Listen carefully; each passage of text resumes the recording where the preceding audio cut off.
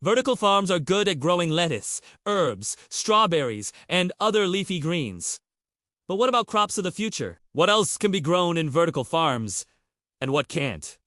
It turns out that there is a lot more to growing food indoors than just sticking some seeds in some soil and turning on some lights. Welcome to our channel. Today we are going to take a look at the crops of the future and what vertical farms can and QAUN grow. Let's get into it. So why are we talking about vertical farms again? Well, they're all the rage these days. With over 100 commercial operations in North America alone, vertical farms have proven that they can grow leafy greens and herbs really well. For example, Upwards Farms in New Jersey grows salad greens year-round in a 32,000 square foot facility and delivers them to grocery stores within 24 hours of harvesting. These types of farms can produce up to 10 times more food per square foot than traditional agriculture and without pesticides or herbicides. So it is easy to see why everyone from big corporations to mom and pop shops want to get in on the vertical farming action. But the truth is,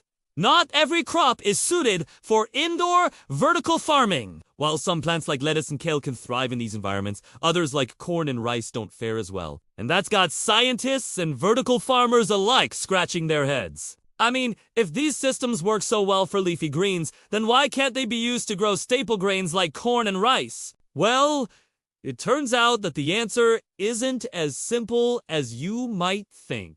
One of the main benefits of vertical farms is that they allow farmers to grow crops year-round regardless of the weather outside. This means that they do not have to wait for the optimal season to plant each type of vegetable, and they can produce fresh, locally grown produce for consumers no matter what time of year it is. However, this also means that they need to be able to control the environment very carefully in order to ensure that each crop gets the conditions it needs to thrive. And that's where things start to get complicated. For example, corn and rice are both cereal grains that are typically grown in warm climates, with plenty of rainfall. They also need a lot of space in order to grow properly. In contrast, leafy greens like lettuce and spinach can tolerate cooler temperatures and don't require as much space. That's why it's so much easier to grow lettuce in a vertical farm. It's simply better suited for the environment that vertical farms can provide. Now, don't get us wrong.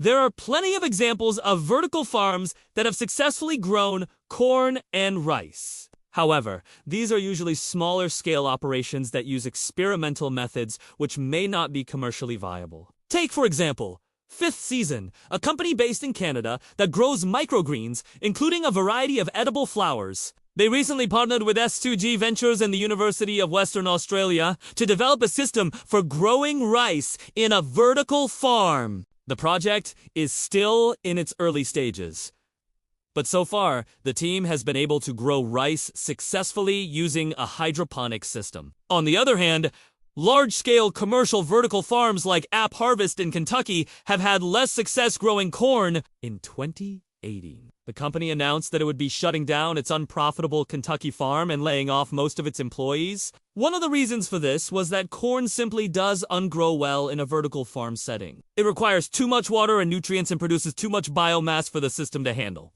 That's why many vertical farmers are focusing on growing leafy greens and herbs instead. There's a huge market for these products, and they're relatively easy to grow indoors. However, that doesn't mean that scientists have given up on growing staple grains like corn and rice in vertical farms. In fact, quite the opposite. Researchers at the University of Arizona are working on a new way to grow corn that could make it possible to cultivate the grain in vertical farms. The technique involves growing the corn in a nutrient-rich water solution rather than soil. This allows the plants to access all of the water and nutrients they need, and it makes it easier to control the environment. The team has been able to grow healthy-looking corn plants using this method, and they believe that it could be used to grow the crop in vertical farms. The main advantage of this approach is that it could potentially cut the amount of water needed to grow corn by up to 90%. Of course, this is just one example, and there's no guarantee that it will work on a larger scale. But it has an innovative approach that could help to make vertical farming of corn and rice a reality in the future. Let's take a step back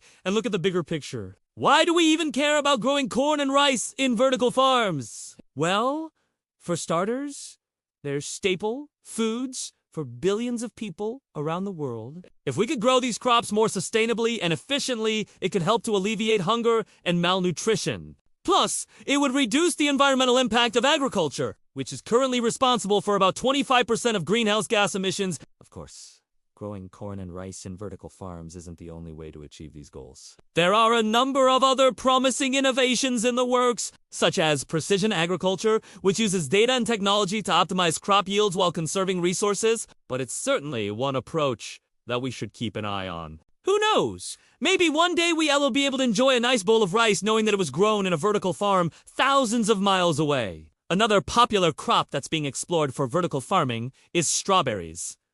And for good reason. Strawberries are a nutrient-dense food that's high in vitamin C, antioxidants, and fiber. They're also delicious and versatile, which makes them a popular choice for consumers. Plus, they have a relatively short growth cycle, which makes them ideal for vertical farming. According to the USDA, it takes about 8 weeks to grow strawberries from seed to harvest. That's much faster than crops like corn and rice, which can take several months. However, there are still some challenges to overcome when it comes to growing strawberries vertically. One of the main concerns is that the plants can be quite fragile and susceptible to damage. This means that farmers need to take extra care during harvesting to avoid bruising or damaging the fruit. Another challenge is that strawberries are a perennial crop, which means they live for more than 2 years. This can be problematic for vertical farms that need to maximize space and crop yields. As a result, many vertical farms opt to grow annual crops like lettuce and spinach instead.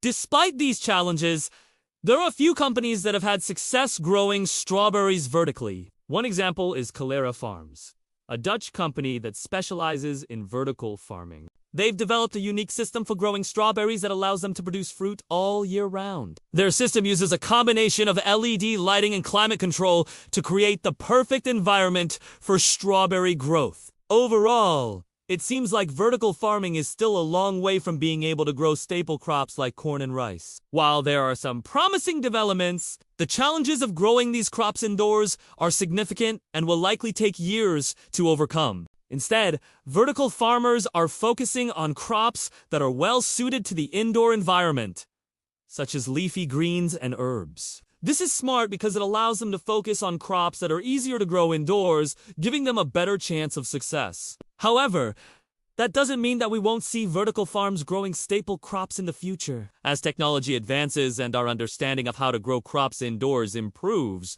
it may become more feasible to grow these crops vertically. It is exciting to think about the potential of vertical farming and what it could mean for the future of food production. While there are still challenges to overcome, the benefits of growing food indoors are clear. With continued innovation and investment in this space, we may see vertical farms become a common sight in our cities in the years to come. If you enjoyed this video, make sure to check out our other content where we explore the latest advancements in agricultural technology. Don't forget to subscribe and join the conversation. We look forward to seeing you there.